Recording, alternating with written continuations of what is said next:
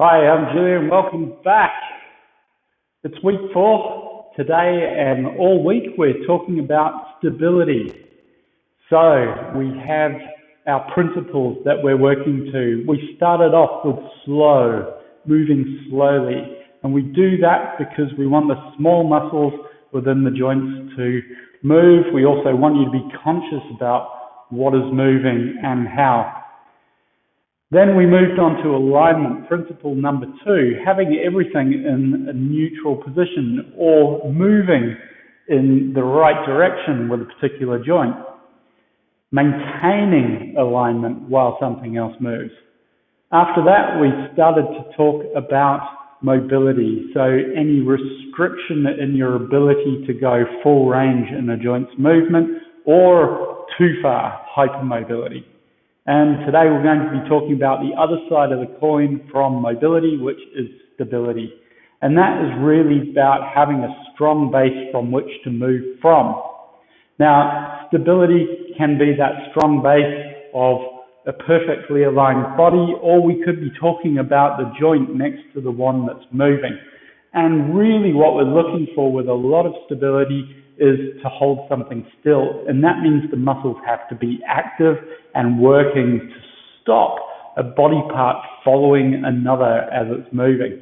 So I'm going to give you a couple of examples, and we can use the same examples that we used for mobility.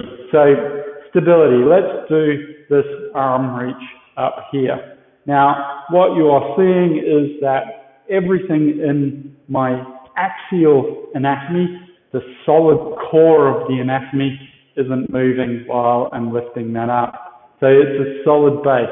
But what can happen is as I lift up, as we've seen, then we can see some movement, and that can come from a restriction, but it can also come from a lack of control within the body. So if I do this and I'm doing that to get better stability, what I want to do is ensure that I can reach full range without the axial skeleton moving. And we have the same in the hips. So if I'm going to move my hip joint out and have a solid base for that movement, what you see here is the pelvis has a solid base in that movement. But if I'm not providing a solid base, what can happen is I raise that up, I can rotate the pelvis, which means my lumbar spine is also rotating. I could sink into my back, any number of things in that hip extension which stops having a stable support for that movement. Alternatively, if I'm bringing that knee under and it curls out my back and I don't want it to, then again the stability issue here is in the lower back. So that's what we're looking for with stability. Now what stability does for the moving joint is allow full range of motion, and it allows the longer muscle that's not so involved in that motion to stretch and lengthen as far as it can, and we want a good stretch in those muscles, but it also allows that joint and that contracting muscle to finish its job. And it's really important we have full range of motion, that these muscles get to finish their job, because that promotes better movement, better health in the joints, better health in the muscles as well. So from a back pain point of view, it also promotes movement with less pain, less injury, less irritation to start more pain. So we're going to start with a familiar exercise. We're going to be doing spine curls. So feet are hip width and parallel, so under the sit bones. We're heavy through the pelvis, the rib cage, and the back of the head, and our arms are down the side. Now, we're going to curl up, slowly peel that spine off, one by one, reaching the rib cage, peeling off there, and coming up. Now, what is our stable base in this? Well, our stable base is really our feet and our knees. What we want from them is to stay completely parallel. what we might find to allow us to be able to get that curl underneath are our knees are moving out to the side. We're rolling on the ankles. So let's keep them nice and straight and stable to allow that movement. By moving those legs out, you're creating more space for that curl, which is fine, but it's not a stable base for that curl, and your body will learn to expect your legs to be out there for it to be able to flex, and that's not what we want if we're going to get more flexion through the lower back.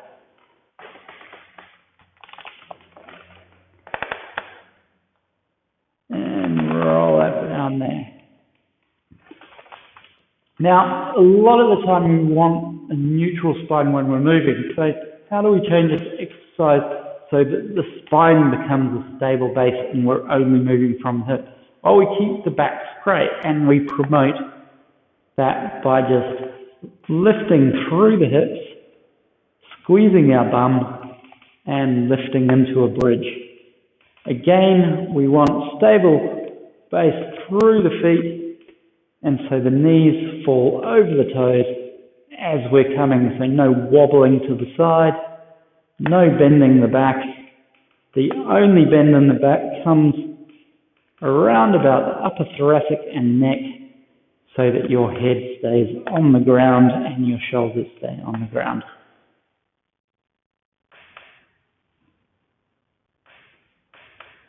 One more of these. And then come back down, bring your arms out, your knees and your ankles together, and we're going to go into hip rolls. So we're going to roll nice and slowly, and our stable base here are our shoulders and our abdominals. So taking the first one, the shoulders are pinned down. That means we create a stretch there. If we allow the shoulders to lift, we don't get that stretch. So we pin the shoulders down for stability to create the stretch down the side.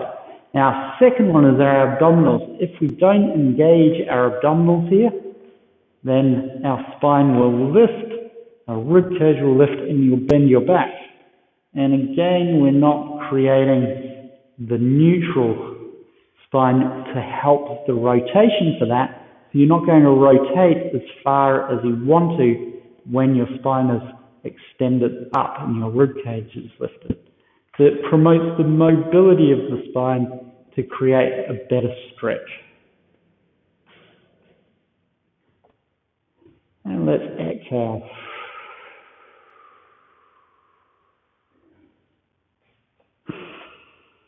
Inhaling here and exhale.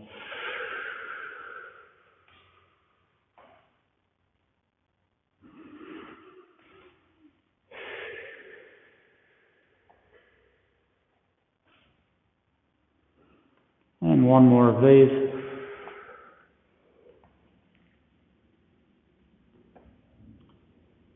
And then we're going to roll over onto our front, and we're going to do a half plank. So plank's quite common for stability exercises, and in this case we're looking at stability through the shoulders. The shoulders will help us keep a nice even spine. So come onto your knees, lift your bum, straighten out the spine, straighten out your neck. So you're looking down at the mat, not up. And what I want you to do to create that stable base is push down into the elbows and widen through the shoulder blades. And that creates a lot of stability and strength across the shoulders that it allows the rest of the body just to relax into this position and carry its weight.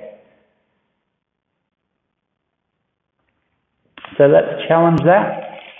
Bring one palm up and then the elbow down. And let's go to the other side. Keep the shoulders nice and wide as the stable base to push up.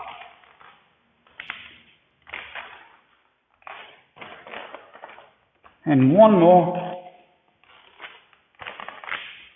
And then come down.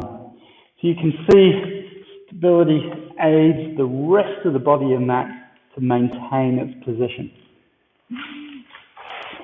Let's roll back over, and we're going to apply that to the curl up. So we know when we're curling up, we've got to exhale to create space in front of our body. What that does though, it creates space all over the body to be able to curl up. And normally you'll see this hip lift. As someone curls up, the hips will want to curl too. So that would be the typical movement. So our stable point to allow our abdominals to only participate in this movement, so nothing else is to create stability by pressing the back of our pelvis, our tailbone, into the mat. And that way, as we come down, we really lengthen through the abdominals. So exhale and inhale.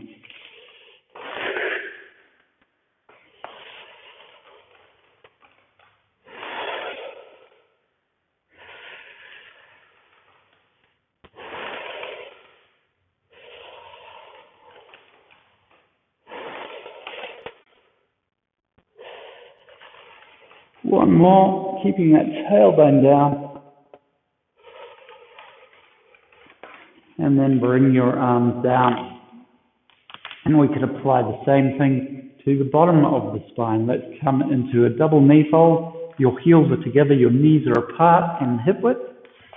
So I want you to come into toe tap. Now our stabilization here is to keep our ribs down, connected to our abdominals. So as we bring that down, the spine doesn't lift and the movement purely comes from the hips. If I don't, this is what happens.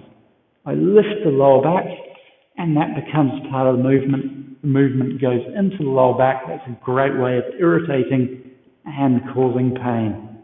So keep the ribs down to stabilize. Exhale.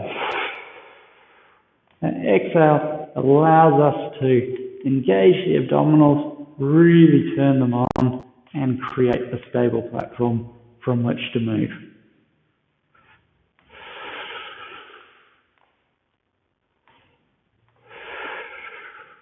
Let's do 4 more of these.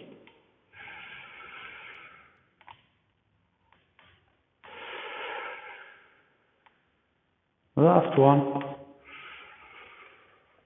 And leave the feet down on that last one. So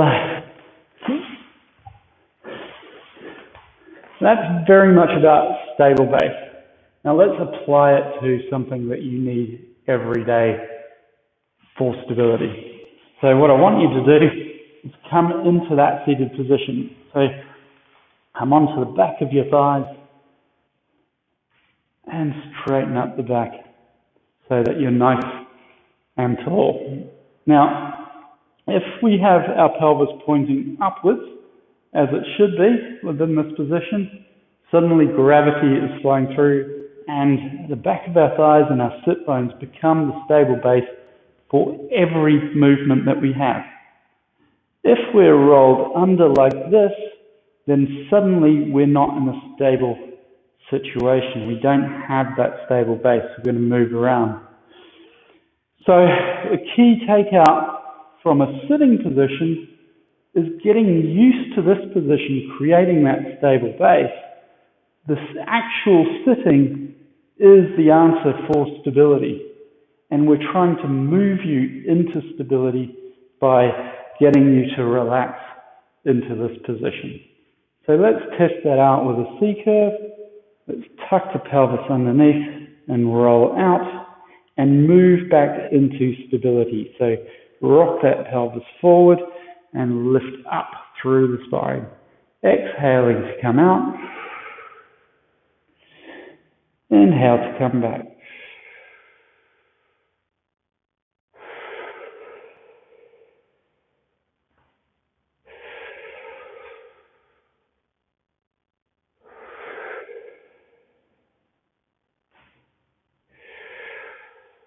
One more.